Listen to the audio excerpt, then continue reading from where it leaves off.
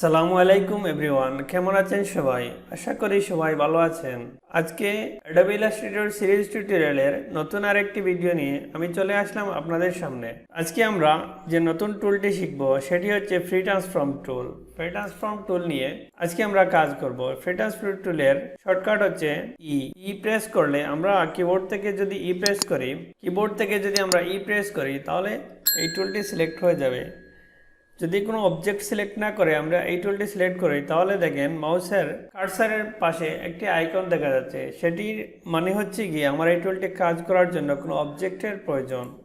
তাহলে আমি নিয়ে আসি কোনো অবজেক্ট নেওয়ার পরে যে কোনো অবজেক্ট আমরা যখন নিব তখন এই টুলটি কাজ করবে।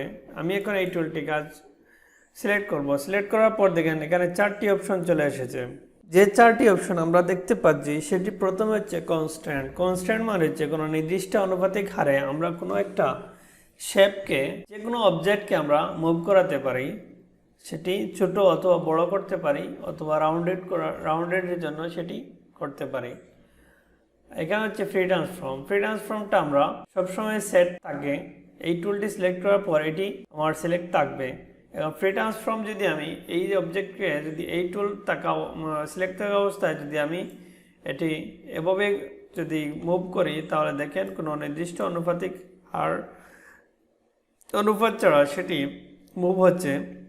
এতে আমার শেপের মানটি নষ্ট হয়ে যাচ্ছে। এখন এতটুকু যদি আমি মুভ করতে চাই এভাবে তাহলে কিন্তু নির্দিষ্ট কোনো রেশিও মেনটেন না করে সেটি মুভ হচ্ছে। এটি যদি আমি বড় ছোট করতে চাই দেখেন কোনো রেশিও মেনটেন হচ্ছে না, যার ধরুন আমাদের পিকচার অথবা শেপ সেটির মাপটা অনেক সময় নষ্ট হয়ে যায়। এই জন্য আমরা এই কনস্ট্যান্ট টুলটা যদি আমি সিলেক্ট করে দিই তাহলে সেটি নির্দিষ্ট একটি আনুপাতিক রেশিও ধরে সেটি কিন্তু ছোট অথবা বড় হয়ে যাবে।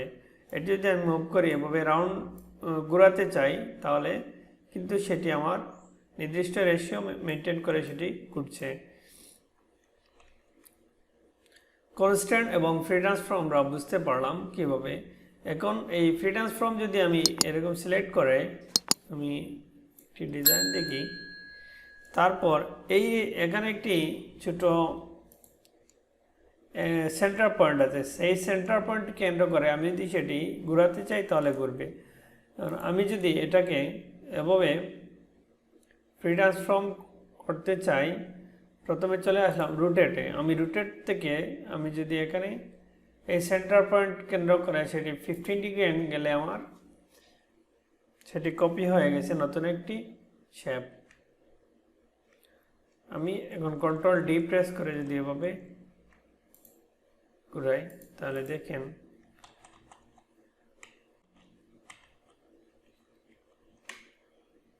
এটাকে একটি রাউন্ডেড করে দেই তাহলে আপনারা বুঝতে পারবেন সেটি কীরকম কাজ করছে।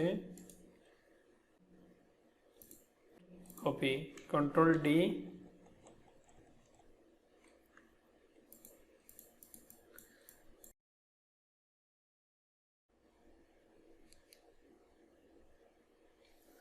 রোটেট হওয়ার কারণে সেম সেন্টার পয়েন্ট ধরে রোটেট হওয়ার কারণে আমার এই শেপটি তৈরি হয়ে গেছে। এখন আমি এখান থেকে যদি আমরা ডিভাইড করে দেই তাহলে অনেকগুলা সুন্দর ডিজাইন আমরা এখান থেকে বের করতে পারবো।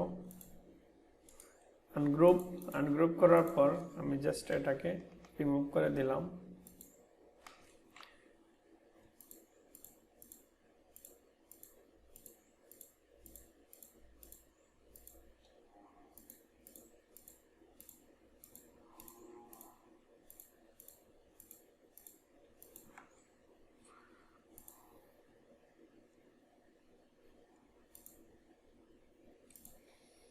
এরকম ডিজাইনও আমরা এখান থেকে বের করতে পারি।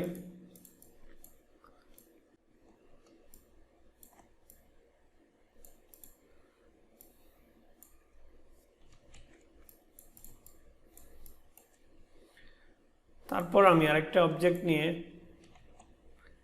এখন যদি আমি ফ্রি ট্রান্সফর্ম টুলটা সিলেক্ট করি, এখন এখানে হচ্ছে পার্সপেক্টিভ টুলটা আমরা যদি পার্সপেক্টিভ ডিসঅর্ডটা যদি আমরা দেখতে চাই তাহলে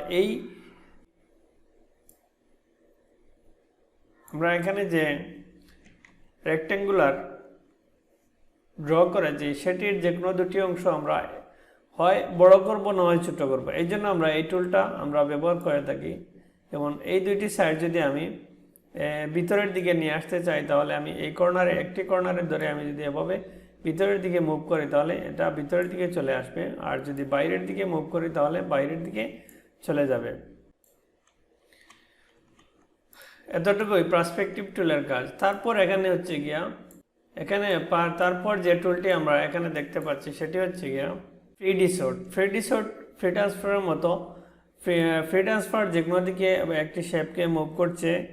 কনস্ট্যান্ট যদি আমি ক্লিক করে না দেই তাহলে কনস্ট্যান্ট ছাড়াই মুভ করছে, কিন্তু সেম এটিও যদি আমি কনস্ট্যান্ট যদি না রেখে কনস্ট্যান্ট সিলেক্ট করে না রেখে যদি আমি সেটি এই কর্নার মুভ করতে চাই, যে কোনো একটি কর্নার মুভ করতে চাই, আমরা পার্সপেক্টিভ ডিসর্টে দুটি কর্নার মুভ হচ্ছে, কিন্তু এখানে আমি যে কোনো একটি কর্নার মুভ করতে পারি। যে কর্নারটি আমার প্রয়োজন সেই কর্নারটি আমরা মুভ করতে পারবো। কিন্তু এখানে যদি কনস্ট্যান্ট যদি আমি সিলেক্ট করে যদি দিয়ে দেই তাহলে কিন্তু কনস্ট্যান্ট হারে সেই কর্নারটি আমার মুভ হবে। কিন্তু যদি কনস্ট্যান্টটা যদি আমি সিলেক্ট করে না দেই তাহলে কিন্তু সেটি ফ্রিভাবে সেটি মুভ হবে। আমার যতটুকু আমি মাউস কার্সার দিয়ে নিয়ে যাব ততটুকুই, কিন্তু এখানে কোনো রেশিও কোনো ডিগ্রি মেনটেন হবে না। তো আপনারা এই জন্য যেরকম প্রয়োজন হবে, যদি ডিগ্রি করার প্রয়োজন হয় ডিজাইনে তাহলে ডিগ্রি মেনটেন করবেন, তো কনস্ট্যান্ট মেনটেন করবেন, আর যদি প্রয়োজন না হয় তাহলে সেটি আনসিলেক্ট করে তুলে দিবেন, আনসিলেক্ট করে দিবেন, তাহলে সেটি আপনাদের ফ্রিভাবে সেটি মুভ হবে। ও আশা করি আপনারা ফ্রি ট্রান্সফার টুলের কাজগুলো বুঝতে পারছেন।